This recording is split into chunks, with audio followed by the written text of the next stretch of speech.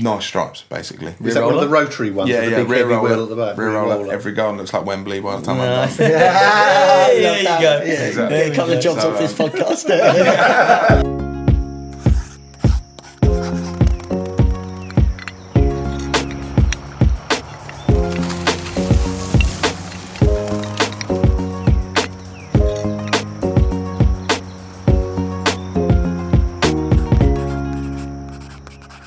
Welcome everybody and welcome to the Outside Crowd podcast. Delighted to be here again.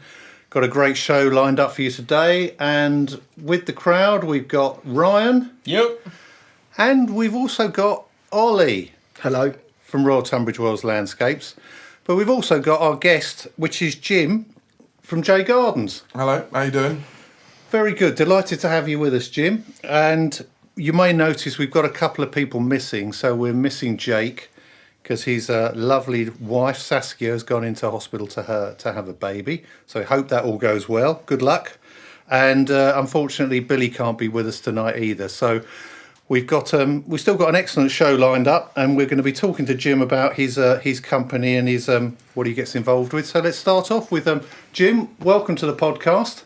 And first things, tell us a little bit about your company. How did you get started? How did you get into it? Oh, well, basically, from sort of like as a teenager, I was sort of desperate to get working and get going, and it was one of those back in the era where you'd look in the back of the Friday ad sort of thing for a job, and nothing ever came up. And then one of my dad's friends said that he was a gardener and he could use a lad on a Saturday, and that's basically where it all started. So I started doing pub gardens with him on a Saturday, and then as when I left school, that's basically what I've done since. I've had a few jobs in between, but I always sort of come back to the gardening sort of thing, and Right. yeah, so it's sort of gone from there. How many years have you been doing it? Oh God. I've given away your age as well. Yeah, I mean I'm 30 now, so I'm knocking on. But I think I was about 14 when I first started gardening, and then I sort of dipped in and out of it. But then I've been landscaping and gardening for the last 4 or 5 years, and had my company going for about 2 years now. Excellent. So yeah. So I was going to say, you're J.Gardens. That's your own company. Yeah. You're the sole director, owner of the company. Yeah. Do you have any other guys working with you, or is it just me. yourself? Yeah. Yeah, just me. Sometimes the dog tags along, but it's predominantly just me. Do you prefer it that way? Do you think, are you ever going to sort of change that, or do you like the company being you? I mean, at the minute, I'm sort of happy just sort of plodding along by myself. But I mean, there has been times where I thought, I could really use an extra pair of hands. So I think it's not off the cards, but I think for right now it's kind of, it'll just stay being me until the business grows into something a bit bigger. So yeah, is that the idea? Is that the sort of way you wanted to take it? Do you want to make it grow over the next sort of few years? Do you have any sort of designs on where you want it to go? Yeah, definitely. I mean, I think I'd like it to grow a bit, and I think it'd be good to have a couple of lads on and sort of train them up, and so that I can take them onto jobs and people are comfortable with them. But I think the thing is, for me, is a lot of my customers, it's the comfortability and it's the trust of having me on, and it's not a lot of my jobs is it's not. I won't get a list per se of can you prune the laurels, or can you dig this over, or weed this. It's kind of it's a lot of initiative led. A lot of my customers have like quite busy lives, and they've got kids or they work up in the city and stuff. So I think it's nice for them to come back, and then when they spend time in the garden on the weekend, they're like, "Oh, Jim's been in, and he's done this," and I'll get a little text saying, "Oh, nice one, cheers for doing that. We hadn't noticed that." And so it kind of works that way, really. I suppose they get confident with you, don't you? They know they can leave it with you. Yeah, exactly. Let you get on, give you bits of extra work. Yeah, I mean, I think the first few visits I'll do, I'll always say, "Have you got anything in mind?" Like, because obviously they've called me for a reason, so. If you've got anything in mind, and they'll sort of direct me, and you kind of get you get the gist of what they want the garden to be and where they want the garden to go. So that's it. You can just cut the grass, let them cut the grass. Yeah, and the beds want to be nice, I try not to just be one of those sort of mow and go gardeners. So just turn up, mow, and disappear off. I try and get a bit involved in the garden and put my stamp on it, sort of thing. And I'll always try and point out like a dead space in the garden, and maybe we could do this here, or you could put this in here, and let's feed this so it gets a bit bigger, and let's do this. So so you sort of practically self-taught in how you've I mean, I've had some good I've worked with some good people over the years that have sort of taught me a lot about plants and positioning and what plants work well together and stuff. But I mean, most of it's self-taught. So, yeah. Yeah, no, I admire you for that, because I mean, my gardening is pretty rubbish. So when you leave, you can have a look around the garden and tell me what to do. It's going to be dark when he leaves, so that's a touch. But there's a lot of skill to it. Absolutely. Yeah, so where do we go after that, Ryan? Thank you very much indeed. That's all right, no worries, that's what I'm here for. So how do you find, as like a sole business owner, how do you find doing the work and running the business? Do you enjoy running the business side? Yes, I do enjoy running the business side, but I mean, I'm more of a hands-on person, so I love being out and on the tools and and visiting all my clients on my different rounds during the week. So I think it's nice. I mean, the admin side of things, I'll try and put it off for as long as possible. But yeah, and the socials as well. I try and, like you'll see, like sometimes I'll bombard the socials, and then other weeks I just ghost because I'm just so busy. I forget to do it. But I mean, as far as running the business goes, yeah, I mean, I enjoy it, and and sort of like the sort of the initial conversations with people saying, and them trying to sort of suss you out, and you kind of trying to suss them out as to what kind of gardener they want, whether they do want sort of a mow and go gardener, or whether they want someone that's going to come in and sort of like point a few things out and yeah. So yeah, I mean, like you said, sussing people out is kind of what we do in the landscaping world. I met potential clients there today to look at a job, and the husband's come out and he's very very smartly dressed, with a country look, and then the wife comes out with her yellow wellies on and a very bright yellow jacket on. For us as landscapers, trying to pinpoint what would they both agree with, what both clients, because it's their home, what they want. So you kind of, like you said, sussing people out. What do you really want?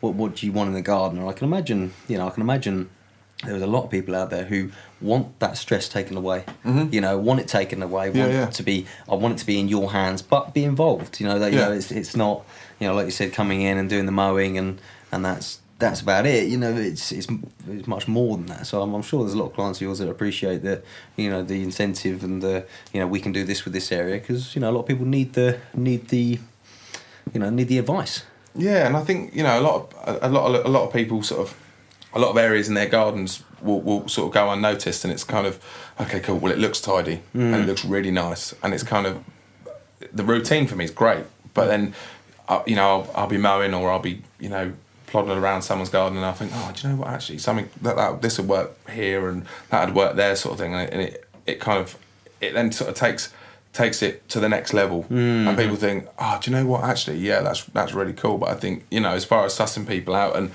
having sort of like a husband and a wife, I try and always try and encourage like a group chat. Yeah.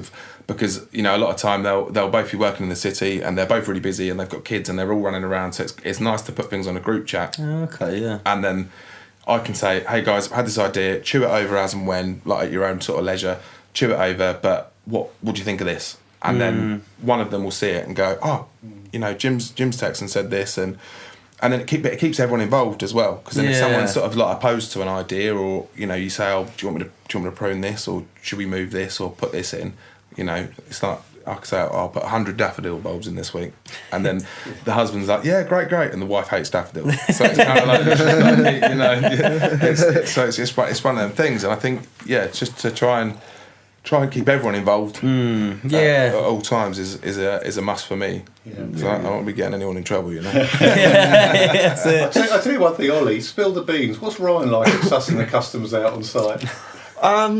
What up, Jamie? Yeah, he's pretty good, I'd say. To be fair, it's I think it doesn't, for me, it doesn't matter who the customer is, really. It's the same sort of level of treatment, or the same approach to how you would try and understand what the customer wants.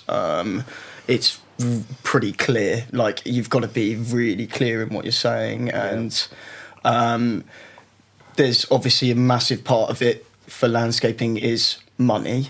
like, have you actually got the budget to do the thing? Yeah. So yeah, for you're pretty decent at figuring out quickly whether or not they've got the money to do, you know, a water feature and maybe everything patio, you know, really nice stuff. But at the end of the day, you could only really have a self-binding gravel path. You know, you just haven't got the money. So Well, you managed to keep your job with that on. I was just about to this week. We'll see about next. We'll have the real answer off there. But how do you find? It was funny you saying, Jim, because we had Birth Connections on a couple of weeks ago because Jake's just having a baby. You just said you had a new baby as well, didn't you? Over Well done. New Year's Day. Yeah, congratulations. New Year's Day. Lovely girl. How do you find managing the family and giving family time when, you know, with all the work and everything that you do? I mean, there's it's lots of demands. Yeah, it's chaos. It is pure chaos. No thought there, right? Yeah, it's Just pure chaos. chaos. I mean, I think the wife thinks I'll go to work and it's like a bit of sanctuary for me. Yes. And you know, and I'm getting a break and stuff. And when I come home, it's just like I was saying to someone the other day. It's either like WWE when I get in, or it's like CBeebies. Everyone's getting along and everyone's fine. Or I'll put my ear to the door, and if it's kicking off, I'll just go and sit in the car for 10 minutes. I'm sussing it out. No, but as far as like sort of, you know, finding time for the kids, like weekends is sort of essential. Yeah. I mean, if I want to work a Saturday, I will work really hard to try and convince the wife. But no, I mean, it can be a bit. I mean, especially in the summer, like I'm so busy in the summer, and then I think, I'll nip and do that one on Saturday morning, and then I can just pop in and see this person that's called me up in the week on Saturday, and then before you know it, the weekend's almost gone. So I think it's important to take that time, and I try and manage it as best I can so that we'll go out and do something cool. We all hang out together and chuck a movie on or something. I was going to say, you're quite disciplined in managing your time like that, or is it just the fact, like literally, when during the summer especially, you are pulled from pillar to post? Yeah, it's kind of. I'm sort of running around the countryside, you know, popping in to see so and so and so and so, and then you know, and then I have someone that's decided that they haven't really got the time to mow their grass. So it's okay. Can you come in? Or someone wants, you know, a bit of pruning done, or something's died and they want it taken out and stuff. So it's trying to manage all those calls, and then at the same time, you know, I mean, I've taken calls on the school run before, and I'm like, oh yeah, no, that's absolutely fine, you know, cool. And I'm like, shh, to the kids in the house. Oh, bless. Just calm down, calm down. Daddy, what's this? Yeah, exactly. Daddy, you're driving really fast. But yeah, no, I mean, trying to find the balance is difficult sometimes. But when you've got it sussed, I think routines. Yeah. You know, like having all my rounds planned out. Yes. And then I'll have 2 people call me in a day, and I'm like, but I mean, I'm a bit of a yes man, so I'll always have to check with Meg at home that I've actually got the time to do it. We all are, aren't we? Yeah, because I'll double and triple book myself sometimes, and she's like, no, and I'm always like, I'll check the diary when I get home and I'll get back to you, but then it's always, I'll go back and she'll check the diary, and she's like, oh no, blah blah blah, we've got a birthday party, or oh no, you know, so it's, you know, it's one of them things. I think that's very sound, because I'm always the same here with Kim. She's always the one keeps the diary. I think, I'd like to do that, but I better check with her just to make sure. It's just, you know, I think I'm organised with work, but there's loads of other things that goes on. It's life as well, isn't it? You know, but you've got some lovely kids, eh? They are lovely. Yeah, they are lovely. They're a good bunch. They're feral, but they're. Oh, they're great. They're absolutely lovely. Yeah, they're a good bunch, and the new one's kind of just sort of slotted right in, so it's just kind of brilliant. Everyone's sort of mucking in, and it's brilliant. So how do you go about getting your work? Do you do any marketing? Is it mainly social media stuff? Is it word of mouth? What works for you? You know, as I said, like I'm a bit hit and miss with socials, and I kind of feel like, especially with things like Instagram, unless you've got like a physical, I think Instagram's a great portfolio. If you can take pictures of really good stuff you've done, Instagram's a great portfolio. But then I think unless you've got, especially from my perspective, unless you've got something physical that you're selling, Instagram doesn't really work. And a lot of my stuff comes from sort of like word of mouth. I get a few leads from Corkers, which is great. So I'll get a few calls from people. We popped into Corkers and they've said, you know, Jim's your man, and he'll come in and sort it out. I have to say, they're very good like that, aren't they? Oh, Corkers are great. You know, Corkers are really good. They are really good. Camellia Taylor from the Garden Taylor, she one of my closest friends, I absolutely love her to bits, but she runs the aftercare for her jobs now, so I'll get so I go and look after all the gardens that were built, and they're normally built by Garden Creations, which are another great bunch of lads. Jack's brilliant. Jack's a great guy. They're a solid team, and then they'll sometimes they'll build a garden and they'll say, give Jim a call and he can come in and help you with this and stuff. So, but a lot of it is word of mouth. I've had a few that have come off of sort of Instagram. But I just, I don't really do much advertising. I mean, I've got cards and stuff. Yes. But as far as sort of like the whole socials thing goes, it doesn't necessarily work for me. I mean, it might work for other people. Yeah. But necessarily, I think for me, I think there's a ton of gardeners that just operate out of Tunbridge Wells alone. Yeah. So I mean, the competition's nuts. But it's always good when I get a call saying, "Oh, you do my neighbour's garden," and we popped round there at the weekend, and it happened to me recently. Like we popped over and it looks incredible, and they've kind of said it's down to you, and can you do the same for us? And then the next neighbour along will say, "Oh, can you pop in and just do a few odd jobs?" And you go in and you do a few odd jobs on a Saturday morning, and then that will turn into, "Oh, do you know what? Actually, I can't really be bothered to, once I've been doing everything during the week, we'll just get Jim in and." Jim can enjoy the garden. They can enjoy the garden exactly. more. That's the whole idea I of think it. that's the thing. You've got to make a garden work for a customer. And you've got to kind of push it into the direction that they want it to be. And like you said, they've just got to. It's nice for them to just be able to enjoy it. Yes. And take the hassle out of it. Mm-hmm. They can just enjoy it. Go out on a Saturday morning. A cup of coffee. Well, that's in the garden. It's lovely. That's the whole idea. What we do. The whole thing is, whatever they want, whatever the client would like, the dream to be. It's we, take over from the get go. So so from the beginning of the garden, to the end build. But it's all built in mind of where are you going to be standing with a cup of coffee, where are you going to be standing with a glass of wine. That's how we arrange everything. So it's nice to hear you're thinking about the clients. Exactly. I think you've got to kind of. Once you've sort of taken it to that level and you're sort of like, you do a little light study while you're there doing something, and you think, all right, well, the sun comes up there and today it was really warm at like 1 here, and then it started to go down and stuff, and I've had customers that I've said to them, maybe we should put a little seating area here. Yeah. So in the evening, when you've clocked off, computer's turned off, you're in your comfies, you've got a glass of wine or a bottle of beer. That's it. You just go and sit there and get that last bit of the summer sun. Yeah. And it's nice, I was going to sort of ask about that. Do you, because you say you're doing like gardening, but do you get involved in advising them about design and what to plant and things like that, just to maximise the most of their gardens? Yeah, I mean, I do. And I sometimes have to stop myself because something will come into my head at 9 o'clock and I'll ping it to a customer and be like, Jesus Christ, you just text a customer at 9 o'clock at night. Like, what are you doing now? But I do. I kind of, I'll try and do like a study of the garden while I'm working there, and I'll think, do you know what? Like a nice silver birch there would be nice, and then it, you can take it from there, and it's one of those things, and I'll try and advise what to plant and what plants work well together. Yes. And okay, well this stays really wet all winter, so let's plant some bog loving plants in there, or this bed's really dry, and if you're not going to be going out every night and watering, and that's the thing I've learned. Like, a lot of people don't have time to water, so you can't. You have to kind of go with hardier plants that that are going to survive a bit of abuse if they haven't got time to water. But I'll always try and advise people of best things to put in, and best way to utilise space in the garden. And Would you do things like sort of put in irrigation systems for them and stuff like that? I've put in a couple of irrigation systems, but I don't sort of advertise that as something that I do, only because it's very, very time consuming. Yeah. And it can become quite complicated putting irrigation systems in. Yeah. I'm sure some people find it super easy. Yeah. But it's just one of them things that you just. No, that's it. I just wondered if that's like a recommendation, because like water shortages and things like that. And exactly. Exactly. I mean, I'll always try and like explain to customers, let's try and collect as much water as we can. Yes, let's put a water butt under the gutter. So the worst case scenario, like it has been for the last few years, we get a hosepipe ban. Mm-hmm. You can water. I mean, I've done jobs where I've put a load of plants in, or I've done a little bit of turf in, or a turf repair, or a bit of seed in, and some wildflower seeds.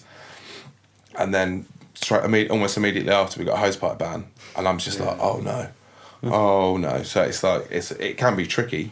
Yeah, I mean, collecting water as much as you can because of the hosepipe ban. Yeah, it's amazing. If there's in a lot of gardens, sometimes you think they haven't got a water bar, and you think, well, you know, I think there's I don't know whether there's a little bit about, you know, having a water bar in the garden. It's not the most attractive thing in the world, no. No, exactly. But place it in the right place. Yeah, thinking. exactly. But this is the thing I you know, okay, it gets me is when you have the gate there, and there's a downpipe by the gate, and suddenly here's a water butt by the gate. You think that's not the most attractive thing to look at. Surely we could have put it around the corner. We could do something else, or run the water from the downpipe under and put it somewhere else. You know, there's plenty of things to do. But yeah, you know, sometimes a year when it's the hosepipe ban. Because like you said, in the last couple of years we've had.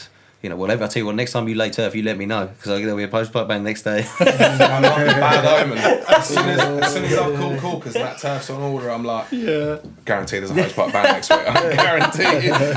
But I mean, I think, you know, going back to the placement side of things, like, I mean, you guys that you find a customer will want, you know, like Ollie said, like a water feature, and you think that's not really going to work there, and you know, from your like professional opinion, like you know, we're in gardens every single day, and we see a multitude of gardens, from sort of tiny little cottage gardens to huge expanses. That's what I said to the clients, the potential clients I met today. I said to them, you know, it's interesting because when they're a young couple, they'd had the house, they bought the place for 3 years, and they'd done bits and pieces themselves, and they're now looking to, you know, they've had a shed put up, and you can see his tools in there in his workshop. So he wants a place to be able to go, and he wants a pathway to it. That's it. You know, and you can see that people.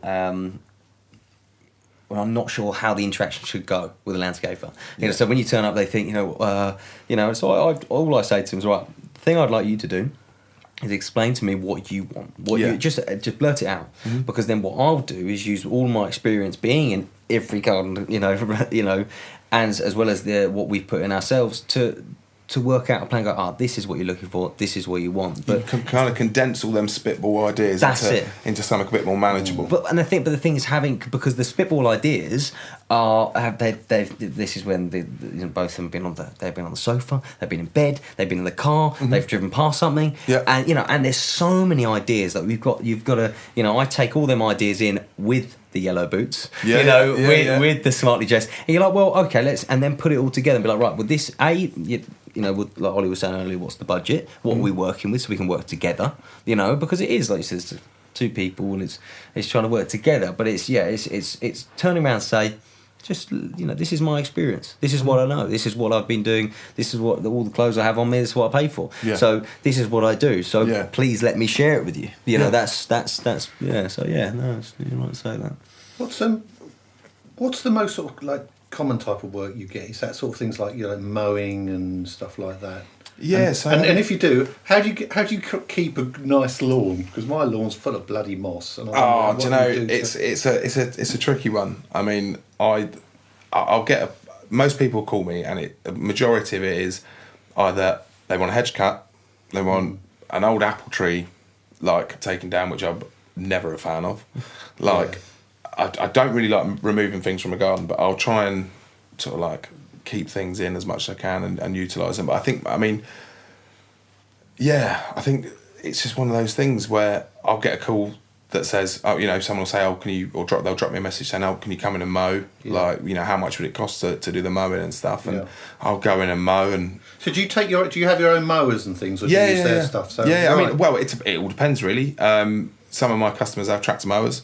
Right. But push mowers and strimmers and stuff, I've got all my own stuff. Yeah, I suppose that's always a big expense, isn't it? If you're like starting up your own business and just building up the tools over the years. So we had this discussion before on one of the podcasts, didn't we? It's an expensive business. Mm-hmm. Yeah, definitely. I mean, and trying to set yourself up is nuts. And occasionally I'll have to borrow a long reach hedge cutter, or my ladder's not quite big enough, can I borrow yours? And stuff like that. So it's kind of, it's one of them things. But I think building a kit it's rewarding, and you load it all up and you think, that's all mine. Yes, it. Right? That's really cool. And but then you'll drive past another gardener, and I've got an Atco mower, and he's got a Honda, and I'm like, Oh God! Jesus Christ! I don't know. It takes a lot. It takes a while. Yeah, it does. It does take a while. Does. So what's hot on the lawnmower manufacturers? Black and Decker. Yeah. What's wrong with you? What's wrong with you? Yeah, I mean, I've got an Atco Viscount, and it's a big, nice wide deck. So nice stripes, basically. Is that one of the rotary ones? Yeah, with the big rear heavy roller wheel at the back. Rear roller. Every garden looks like Wembley by the time I'm done. There you go. Yeah, exactly. get a couple of jobs off this podcast. Hit me up. You want your garden looking like Old Trafford? But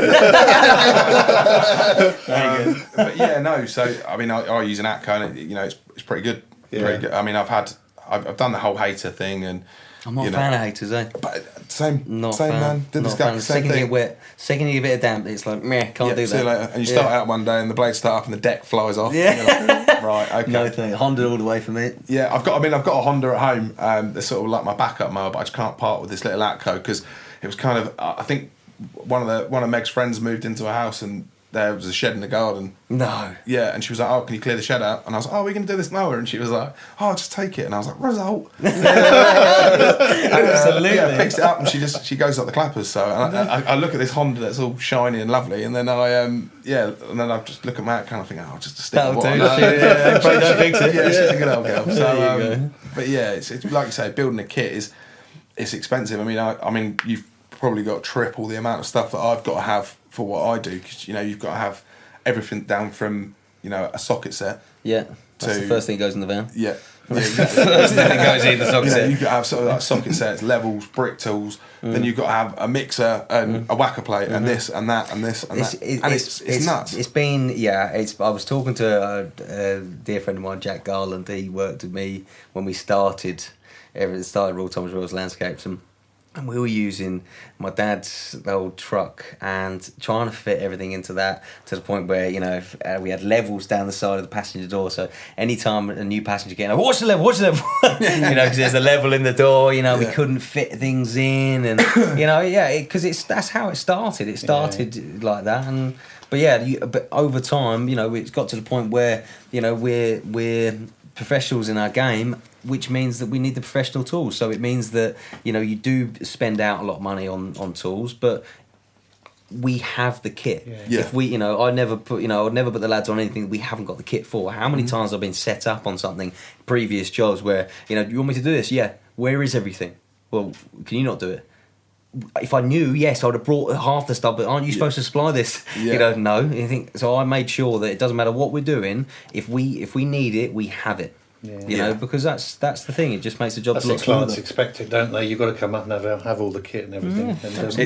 Sometimes you'll have someone that's like, "Oh yeah, we got a couple of bits in the shed." And no, I've got a couple of customers that they've got a shed full of tools, and it comes in quite handy because sometimes I'll be doing the school run and I'll be trying to get out of the house and I've loaded the car up and I'll get there and I'll go, "Oh God, I've forgotten a rake." Oh, no. And then I'll go in the bar and they've got, and it's like, "Oh, okay, cool, saving grace, like that's fine." Yeah, sure. But I mean, especially with I've found sort of landscaping through the years as well, you'll always have a customer that's like, "Oh, I've got," and they'll get their level out. Yeah, that's it. Yeah. And it's got like a big ball of concrete on the bottom where they've tapped a fence post. No, thank you. No, you won't see that. Like talking about clients there, and I was going to ask you what. Generally, most clients are good, but if you had any sort of difficult issues with clients, do you find some of them can be a pain? Do you have problems getting paid over there? Do you know what? Are they generally pretty good? I'm really lucky. Everyone's really good. Everyone's really great at paying. And it's sort of, it's either the same day or a couple of days later. So I'm really lucky in that respect. So I know some people can wait sort of weeks. Yeah. But I think because I'm there every week. Yes. Because I'm there every week, and I do invoice weekly just because if it's an absolute rain the next week and I'm not there, it's sort of I'm not there. So it's not okay, cool. But I mean, I don't think I've really had any difficult customers. I mean, I've had a few customers that are they've looked after the garden themselves. Yeah. So they know what they want and they know what they expect of you. And they're not always the best at relaying that because it's kind of the garden's their pride and joy, and they've looked after it. But now they've not really got the time, and they'll sort of give you tidbits to do in the garden and stuff. And then you've got to kind of build that trust with gardens and say, look, it's fine. Like, I understand, like, you know, this is your baby, and Yeah. you've put that apple tree in, and you've put this grass in, and that, and you've done this and that, and You've that's never fine. had to sort of say, oh, you know, this is just too much hassle with you. No, I've been really lucky. I've been really lucky. It's been brilliant. And I've kind of I've got a good relationship with my customers, so they kind of, you know, they know that if I think something's, I'm quite good at judging things. So if they'll if I say, oh, you know, maybe this isn't getting exactly what it needs, so let's move it to something. No, a bit sunnier. that's good. Yeah, because you often hear some horror stories with companies, don't you, when people don't get paid. I know with our old company, we got taken for the cleaners on thousands of pounds over the years, but you know, that was working with sort of bigger construction companies where, you know, they didn't have the money. So you know, I understand the cash flow is important, and you've got to keep it flowing. Yeah, exactly. How do you what's the best bit of the job for you? If you've got a job that comes in, what's your top job? What's the one you really like doing, or aspect of the job?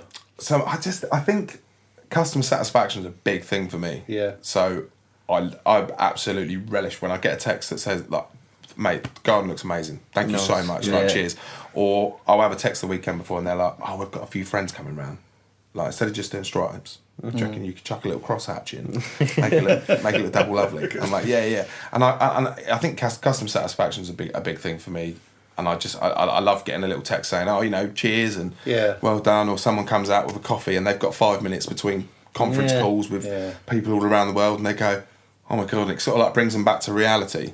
And it's nice to, and you know, creating a space for someone, or, you know, a family that's, you know, usable. Usable, really. The enjoyment is that is it. And I like working with customers who they've got, like, they have a bit of trust in me. And my favourite thing is when I go, do you mind if I do this? And they go, what? And you go, no, but lean on me. Leave it with me, yeah. just trust me, right? Just trust me. And they go, right, okay. And then you do it, and then a couple of weeks later, you're sort of like smug and all proud as punch, and they're like, yeah, all right, yeah. Right. I think that's good, isn't it? Because it's like, you know, you're the professionals, and sometimes you just don't think of it. I mean, I don't know anything about gardening. So if someone suggested that to me, I'm like, yeah, go on, get on with it. Just do it. Suggest what you want. But the thing is that, you know, like Jim was saying, it's the satisfaction is the client satisfaction. So where it's come from in the first place is, hey, let me do this, knowing that you're looking for the text, not because I want to do this for me. It's like, watch this, you are going to love this. You know what I mean? That's what I like, because it's not just what you want to do. It's because you you want that satisfaction. So you're gonna, I know you know, I know you're gonna like this. Watch this, just leave it with me. Yeah. That's you lovely. know, and I think, you know, when you've been with customers for a couple of years, they sort of get to know you, and they think, you can almost see them watching you mow their garden thinking, what's he bloody thinking? Oh, God, how much is this going to cost? Because I know he's stopped and he's looking in this direction, and I'm thinking, and it's quite funny. But I mean, I've got some really trusting customers, and it's you know, it's really good. And I've done some pretty outlandish things where I've gone, but that bit of the drive's it's really horrible, and the brick wall that runs down the side of it's a bit gnarly, and let's grow something up it. Let's grow something up it and hide it. And they're like, what?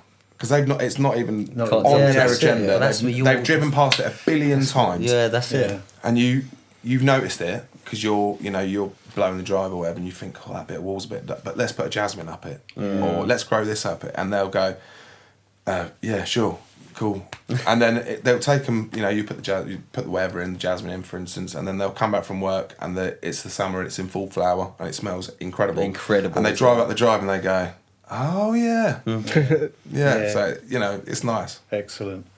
Well, I suppose we're coming towards the end of our time. There's a couple of bits before we finish. One question just to finish. It's like, being you've been doing this for a number of years now.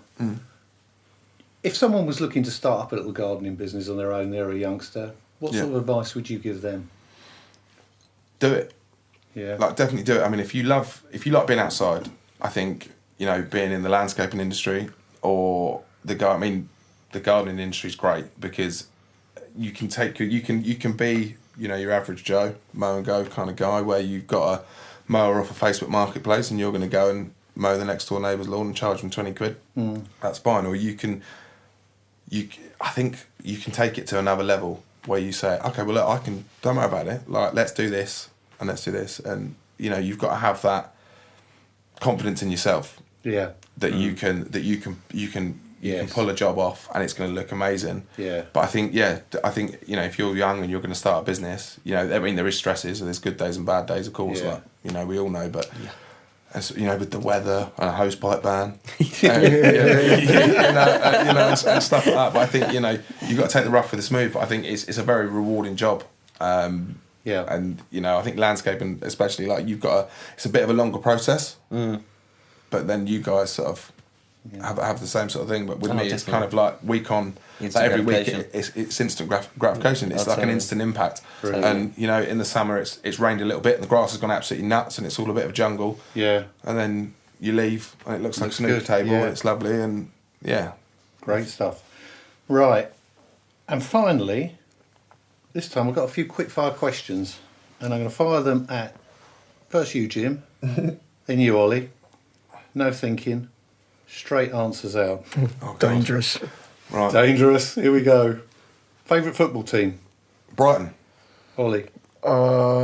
Eastbourne Borough. Go on, boy. God, is that the only fan they've got? Yeah. No, there's another 20 of them. Right. Favourite plant? Oh, Fatsia. What's that?